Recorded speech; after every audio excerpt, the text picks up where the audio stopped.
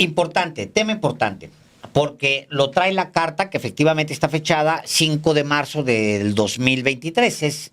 Está mal, es 2024. Sí, Licenciado Andrés Manuel López Obrador, le planteamos lo siguiente, etcétera. En efecto, dice la carta, como es de su conocimiento con fecha 20 de septiembre del año 2023, presentamos un escrito en el que le solicitamos la entrega de 800 folios que el Ejército Mexicano no entregó al Grupo Interdisciplinario de Expertos Independientes, el GIEI, y a la Comisión para la Verdad y el Acceso a la Justicia, COBAG, así como información adicional relacionada con el posible traslado de 17 estudiantes de los separos de Barandilla Municipal a un lugar en las afueras de la ciudad de Iguala. Nuestra petición no ha sido contestada satisfactoriamente, ya que la respuesta que dio la Secretaría de la Defensa Nacional en reunión con la Secretaria de Gobernación llevada a cabo el 25 de septiembre de 2023 no contiene los 800 folios faltantes ni la información relacionada con los 17 estudiantes. Ahora bien, dice la carta dirigida al presidente López Obrador, el ofrecimiento de usted de abrir los archivos militares en un lapso de 2 o 3 meses resulta ocioso en razón de que los archivos ya fueron abiertos y revisados durante casi 2 años y de esta revisión faltan 800 folios por entregar. En tal virtud, es menester su entrega y que pueda revisarlos un ente independiente como el GIEI o en su caso la Comisión Interamericana de Derechos Humanos. Si de esa revisión surge la necesidad de una nueva apertura de los archivos, no tendríamos ningún inconveniente en participar. Luego continúa, dice, por lo tanto, es necesario una próxima reunión con usted para dialogar este tema. Aunado a lo anterior, resulta relevante abordar lo relacionado con la línea de investigación de los 17 estudiantes trasladados de los separos de Barandilla Municipal de Iguala, la extradición de Tomás León de Lucio, prófugo en Israel, y la extradición de José Luis Bernabé, prófugo en los Estados Unidos de Norteamérica. Bueno, es importante el dato que usted lo conozca, porque lo que desata ese camionazo es justamente estas fojas, los 800, dicen ellos, los 800 folios que el ejército mexicano dijo no tener. La respuesta del presidente es, abran todos los archivos. La respuesta de los 43, digamos, de la representación de los 43 muchachos es que ya se abrieron los archivos, presidente, y ahí estuvimos 2 años. No encontramos los 800 folios a los que nos referimos. Y en el camino dice, bueno, pero si es menester su entrega y que pueda ser revisados por un ente independiente, nosotros participamos de esa revisión de los 800 folios. Pero el tema es que en los archivos que hay, que se ofrece abrir, no están los 800 folios. Ahora, es importante el caso de José Luis Bernabé, que está prófugo. ¿Por qué es importante el personaje? Porque hay testigos sobrevivientes de este horroroso, espantoso caso. Hay sobrevivientes que llegaron a la barandilla, Álvaro. O sea, que llegaron a la barandilla. ¿A quién vieron en esa barandilla? A un señor identificado plenamente que era un juez de barandilla, que se llama José Ulises Bernabé. Ese señor, José Ulises Bernabé, le entrega a alguien más 17 jóvenes de los 43 desaparecidos, le entrega a estos 17 jóvenes. Ahí en esos 17 podrían estar un hijo de usted, un hijo mío, un hijo de Álvaro, un hijo de alguien, un hijo de un mexicano. Son jóvenes mexicanos que fueron desaparecidos, claramente desaparecidos por el Estado en el gobierno de Enrique Peña Nieto. Ese juez los soltó, los puso en manos de alguien más. Son 17 jóvenes. Este pelado le suspenden le cancelan la orden de aprehensión. Sí. Se la cancelan. Es que ese es el asunto que tiene que ver con el Poder Judicial. Y el testimonio de este personaje es fundamental porque era un funcionario municipal ante el cual se llevaron jóvenes. ¿Quiénes los llevaron? ¿Y quiénes se los llevaron? Militares.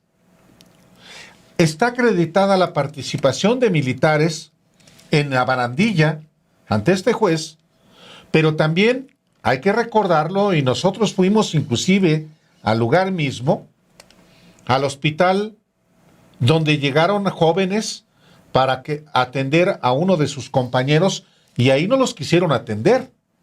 Entonces, es información. Es importante ahí, claro, que no se pierda la cadena. Fíjate.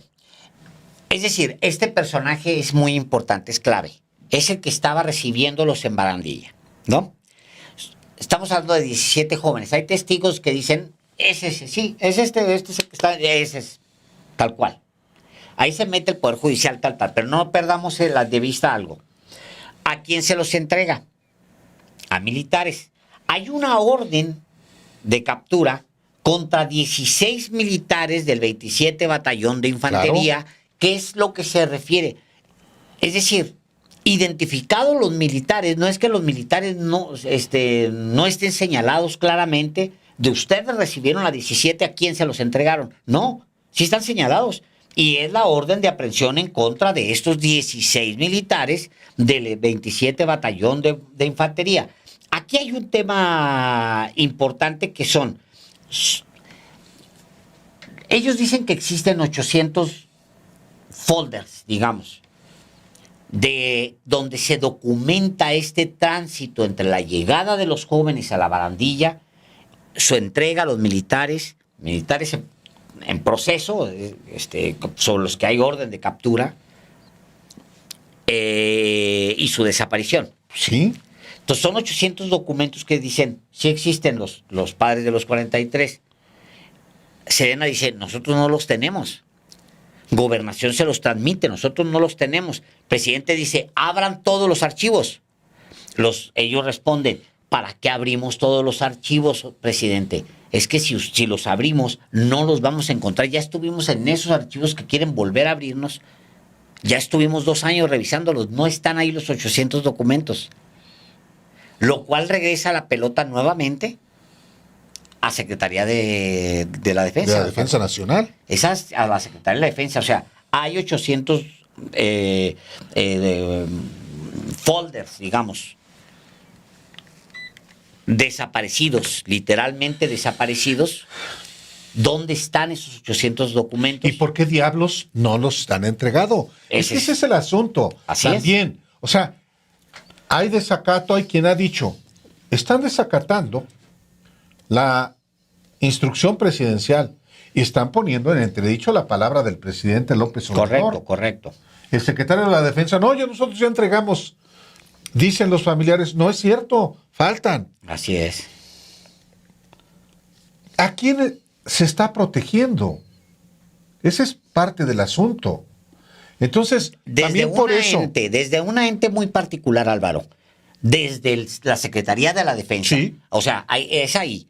Si hay una protección, si se está protegiendo a alguien escondiendo 800 folios, es en la Secretaría de la Defensa. O sea, no es el aparato de gobierno. No. Sino es particularmente muy en la específico. Defensa, sí. Y aquí pero el comandante supremo de las Fuerzas Armadas es el presidente. Claro. Y ahí está el secretario de la Defensa en las conferencias de prensa. Luego resulta que yo veo a los compañeros y lo tienen ahí, no le pregunta nada. Bueno, cada quien, necesitaría yo ir, correcto. Pero llegamos a este punto una vez más, a punto de cumplirse 10 años. Este es el más reciente, por cierto, este es el más reciente informe de la Comisión para la Verdad y el Acceso a la Justicia. Son todos estos anexos. Estos son documentos que contienen vasta información de todo lo que se ha investigado. Pero falta lo mero principal, lamentablemente, el paradero de los jóvenes. Por eso yo le preguntaba al subsecretario, que testigos colaboradores ante la Fiscalía General de la República han declarado, porque ellos participaron en la propia desaparición, uno de ellos el Gil, y yo publiqué justamente el testimonio del Gil, y ese testimonio indicó que un grupo de jóvenes se dividieron en 3 grupos, algo que ya acreditó también la Comisión para la Verdad. Y un grupo fue llevado a las instalaciones del 27 Batallón de Infantería en Iguala, Guerrero. Y luego los militares le entregaron a esos jóvenes a los narcotraficantes, que se los llevaron para asesinarlos. Esas son las declaraciones que hizo uno de varios testigos colaboradores. ¿Qué ha pasado? Ese individuo, Gilberto López Astudillo, alias Juan, está libre. Tiene los privilegios que otorga ser testigo protegido de la Fiscalía. Pero eso no ha conducido, o por lo menos no se ha acreditado, al lugar a donde fueron llevados los jóvenes. Y ese es, hasta el día de hoy, el tema fundamental. ¿Dónde están los jóvenes? Hay un pacto de silencio, lo dice una vez más el subsecretario ahora. Ese pacto de silencio, esa ruptura del pacto de silencio, fue el empeño que puso este gobierno, empezando por el presidente de México y luego el ex subsecretario Alejandro Encinas, precisamente para conocer la verdad completa. Y una vez conociendo la verdad completa, que haya justicia, reparación del daño, garantía de no repetición, que son finalmente condiciones que después de cometida una atrocidad como esta, pues deben convertirse en garantías. Y 10 años después, casi 10 años después de los jóvenes, estamos todavía, lamentablemente, sin saber dónde están los jóvenes. Ya se ha dicho y se ha dejado por escrito que la posibilidad de que sigan vivos es nula. ¿Dónde entonces están sus restos para que sus familiares tengan ya la paz que demandan, a la que tienen derecho y por la que han luchado tanto tiempo? Hay efectivamente gente que condena que este tipo de acciones. Sí, no son las mejores formas, pero hay una demanda que no ha sido satisfecha y pues esta es una manera de poder lograr visibilizar una vez más este tema. Pues tal cual, Álvaro, aquí el tema está concentrado muy claramente en los 800 folios. Me parece a mí que va a ser muy importante la respuesta. La respuesta de abrir propiamente archivos que ya fueron revisados no va a satisfacer a los representantes de los padres de los 43. No va a satisfacer. Es decir, se tiene que pensar en una respuesta más de fondo, porque el planteamiento es muy específico. Ya estuvimos ahí. Ya revisamos 2 años, esos archivos que se nos abrieron, los vimos, ahí estuvimos, los revisamos y no encontramos los 800 folios. Y los 800 folios nos van a dar luz sobre el destino de 17 de los 43 muchachos. Entonces, pues la respuesta de abrir los archivos tiene que ser muy razonada, porque la respuesta va a ser, de la parte de los padres de los 43, ya los vimos. No pedimos abrir esos archivos que ya revisamos. Pedimos que nos entregue la Sedena 800 folios muy ubicables, muy ubicados, y eso es lo que dice pues los padres de los 43. Entonces, la respuesta, Álvaro, para que exista satisfacción, ni siquiera está en el tema de los... Porque hoy el presidente decía, bueno, quiero mostrarles cómo se manipuló el caso. Es muy importante que se los muestre. O sea, que les diga, miren, el caso ha sido manipulado de esta manera, se liberaron esta liberación que hubo de 2018, que fue casi, ya llegó AMLO, vamos a echarle a perder todo, liberen a todos, vámonos a la fregada, ¿no? De parte del Poder Judicial. O sea, vámonos porque sospechamos que los torturaron a estos y vamos a sacarlos. O sea, y sacaron una cantidad bárbara de gente. Nos lo platicamos en su momento con Alejandro Encinas. Así es. Una liberación bárbara de un montón de gente que estaba o no involucrada, no sabemos, porque los liberaron a todos por sospechas de tortura, no por tortura acreditada. Vámonos para afuera, como si fuera un interés del Poder Judicial de entorpecer, o más bien, por interés del Poder Judicial de entorpecer algo que se tiene que ver con pincitas, que es de interés público, que es el Estado mexicano el que está detrás de la verdad. Es el Estado completo, incluye el Poder Judicial. Entonces, ya, qué bueno que el presidente saque se reúna con ellos y les diga, miren, así se manipuló, miren cómo el Poder Judicial, miren cómo estos jueces, miren cómo aquellos cosas. Pero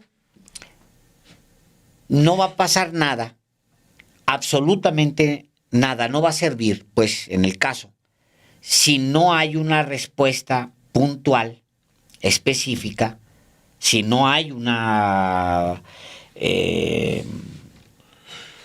a satisfacción respuesta de dónde están los 800 folios, Álvaro.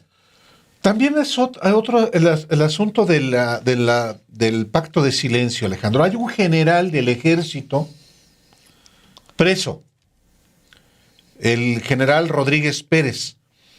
¿Quién es este personaje? Bueno, este personaje está señalado de haber dado la orden para asesinar a 6 de los estudiantes normalistas que permanecían vivos en una bodega en Pueblo Nuevo. Y hay otro capitán, el capitán Martínez Crespo, que está perfectamente identificado, fue el que llegó a la clínica Cristina en Iguala Guerrero, y otros militares que están señalados también en este informe. Hay naturalmente, por parte de los abogados de estos militares, la amenaza de, ya han denunciado, por ejemplo, a Alejandro Encinas. Sí hay obstáculos, y esto es muy importante no perderlo de vista. Y los obstáculos se derriban con voluntad política, sí, y especificando dónde están los obstáculos. Y esa es la parte en la que nos encontramos aquí. Hoy mismo la propia, la secretaria de Gobernación dice, en seguimiento a lo que el presidente López Obrador ha dicho, el compromiso con la verdad y la justicia en el caso Ayotzinapa ha sido una prioridad absoluta desde el primer día del gobierno. Las acciones de búsqueda continúan. No vamos a descansar hasta dar con el paradero de los jóvenes y lograr romper con el pacto de silencio. El diálogo está y seguirá siempre abierto. A mí me llama la atención la reiteración del pacto de silencio. Híjole, también hay que decir una cosa, Alejandro. Si el pacto de silencio no ha logrado romperse desde la llegada del presidente y del nuevo gobierno, veo complicado que pueda romperse ya al final, salvo que, efectivamente, como una acción final de este gobierno, haya luz sobre el paradero de los jóvenes. Sí, también es importante definir el pacto de silencio, Álvaro, porque hay esbozos sobre el pacto de silencio. Y digamos, es tan importante el pacto de silencio que también vale la pena definirlo. ¿Qué es el pacto de silencio? No solamente para que el gobierno mismo sepa contra qué está peleando, porque el pacto de silencio es como un fantasma. ¿Qué Ajá. es el pacto de silencio? Un pacto, sí. Bueno, el pacto de silencio es un acuerdo entre autoridades, básicamente autoridades. No hay otra cosa, Álvaro, corresponde a autoridades. Es un pacto entre mandos de distintos niveles y en distintas posiciones dentro del Estado mexicano para ocultar la verdad. Encinas había caminado hacia el pacto de silencio creo que viene justamente en este. Encinas había caminado para desembarañar, no sé si está bien dicho desembarañar, desmarañar, ¿cómo es? Sí. Para destrabar y dilucidar el pacto de silencio. Porque dicho así, es el pacto de silencio. Pues sí, bueno, los mafiosos tienen la omertá y los italianos tienen la omertá, pero el pacto de silencio es básicamente que autoridades de muy distintos niveles se coludieron para borrar toda la evidencia de cómo ellos mismos participaron o bien en la desaparición de los jóvenes o bien en la no investigación de esta desaparición de los jóvenes. O sea, ese es el acuerdo para esconder la desaparición propiamente y para esconder a los que escondieron la desaparición. Ese es el pacto de silencio. Y es muy importante que en su momento, cuando Alejandro Encinas avanzó en esta investigación, a ver si logramos ubicarlo, porque Encinas da con personajes muy particulares, Álvaro. La Junta de Autoridades, Alejandro. Eso, hacia allá voy. O sea, hubo reuniones del más alto nivel en la Junta de Autoridades. En Los Pinos. En Los Pinos, en donde participaron, entre otros, Enrique Peña Nieto. O sea, para romper el pacto de silencio, Álvaro, entonces, hasta donde llegó el segundo informe de la presidencia de la Comisión para la Verdad y Acceso a la Justicia del caso Ayotzinapa, hasta donde llega la investigación de Alejandro Encinas, es a la élite peñista, Álvaro. ¿Quiénes estaban en ese pacto? ¿Quiénes participaban en esas reuniones hasta mero arriba? Número uno, Enrique Peña Nieto. Enrique Peña Nieto. Entonces, no es que el pacto de silencio sea una cosa vaga en el aire. No. Cuando el presidente habla del pacto de silencio, se refiere a un pacto de reuniones que se celebraron en un lugar físico puntual que se llama la Residencia Oficial de Los Pinos, y ahí, encabezados por Enrique Peña Nieto, acordaron una serie de acciones para borrar toda la evidencia que ahora se está buscando desesperadamente para aclarar el caso Ayotzinapa y que no se puede aclarar. ¿Por qué? Porque hubo un pacto de silencio. ¿Quién lo encabezó? Enrique Peña Nieto. Me voy a regresar a la pregunta básica, fundamental, que hemos hecho aquí una y otra vez. ¿Por qué Enrique Peña Nieto no ha sido llamado a declarar por el fiscal Alejandro Gertz Manero, ni por el caso Ayotzinapa, ni por el caso Odebrecht, ni por ningún otro caso? Pero el expresidente Enrique Peña Nieto sí puede ir a la embajada, primero a renovar su pasaporte, porque eso lo tiene que hacer cualquier mexicano que esté en el exterior, y según información, incluso a visitar a su amigo el embajador, exgobernador de Sinaloa. Del PRI. Del PRI. Y a tomarse unos tragos con él.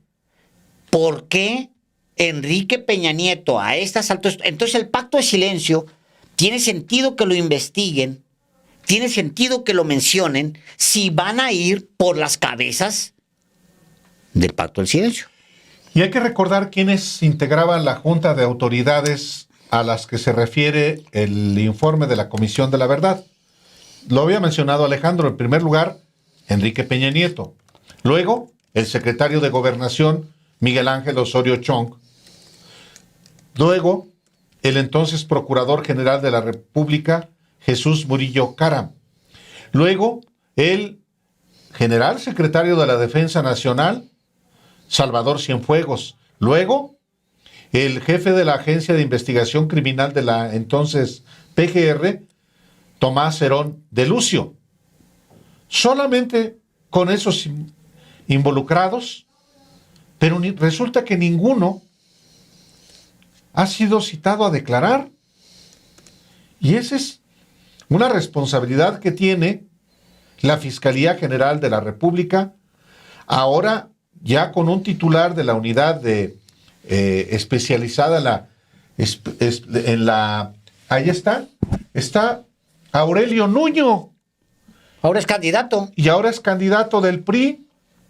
También, ¿qué otro personaje? Eugenio, el de Imas. CISEN, Imas. Director del CISEN en ese gobierno. Entonces, ninguno de ellos ha sido llamado a declarar ante la PGR. ¿Por qué no ha sido llamado a declarar?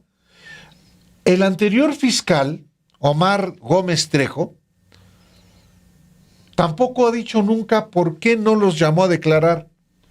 Pero el nuevo, tampoco. El que lo sustituyó, y hay que decir, es alguien de la entera confianza del presidente López Obrador. Es su paisano tabasqueño, se apellida Piedra. Y el pacto de silencio podría romperse a partir de que declaran. Está preso el ex procurador Jesús Murillo Caram, y no es cosa menor, que esté en la cárcel un ex procurador general de la República. Tampoco es menor que esté un general del ejército mexicano. Pero ellos, particularmente Murillo Caram, ha asumido la responsabilidad de haber construido la verdad histórica. Hasta ahí llega el asunto, porque la responsabilidad es más arriba, en función de esta Junta de Autoridades en Los Pinos, donde se avaló por parte del entonces presidente de la República la verdad histórica tramada, construida con base en la tortura y en ocultamiento de evidencias. En algún momento, y en Álvaro, la fabricación. En algún momento los mismos padres de los 43 normalistas, en septiembre del 2019, ellos dicen que efectivamente hay un pacto de silencio que involucra a Murillo Caram. Todavía no venían las investigaciones al nivel que las llevó Alejandro Encinas, porque Alejandro Encinas en su último informe ya menciona a Enrique Peña Nieto, en particular el pacto de silencio. O sea, no es una cosa vaga, es una cosa muy puntual. Es Enrique Peña Nieto. Está involucrado ahí Aurelio Nuño, que anda de candidato ahorita, que ya regresó, pues bueno, que hable sobre el pacto, porque él participaba de esas reuniones. Estaba Murillo Caram, sí, también estaba Miguel Ángel Osorio Chong. ¿Ya declaró Miguel Ángel Osorio Chong? No ha declarado Miguel Ángel Osorio Chong, que sepamos. Entonces, el pacto de silencio no es una cosa de humo, es claramente necesitan entrevistar a Enrique Peña Nieto. ¿Y por qué no lo han entrevistado? Ese es el tema. Fíjate, decía, los padres de los 43 señalaban que incluso la Comisión Nacional de Derechos Humanos había participado del pacto de silencio en el sexenio de Enrique Peña Nieto, que la Comisión Nacional de Derechos Humanos había sido parte del pacto de silencio, decían los padres de los 43. ¿Quién estaba en la Comisión Nacional de Derechos Humanos con Peña? Comisión Nacional de Derechos Humanos con Peña, ahorita porque es importante.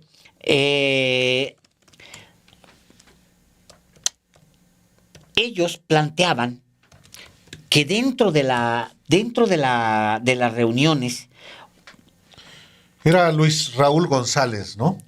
Luis Raúl González, sí. Sí. Bueno, que para que funcionara el pacto de silencio y poder ocultar la desaparición, incluso la Comisión de Derechos Humanos tomó parte de ese pacto del silencio.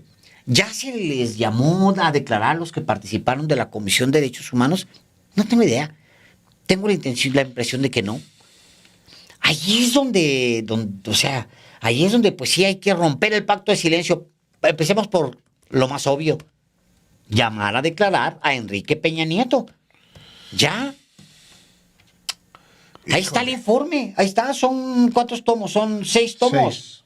6 tomos. Ahí está. No necesita ni siquiera investigar nada. Ya está investigado. Lo investigó Alejandro Encinas. Y ahí está el documento que señala directamente a Enrique Peña Nieto. ¿Por qué no se han llamado a declarar? Para romper realmente el pacto de silencio, necesitan que en esa junta, que Peña Nieto, Osorio, Nuño, hablen sobre lo que se planteaba en esas reuniones de la Junta de Autoridades en la residencia oficial de Los Pinos.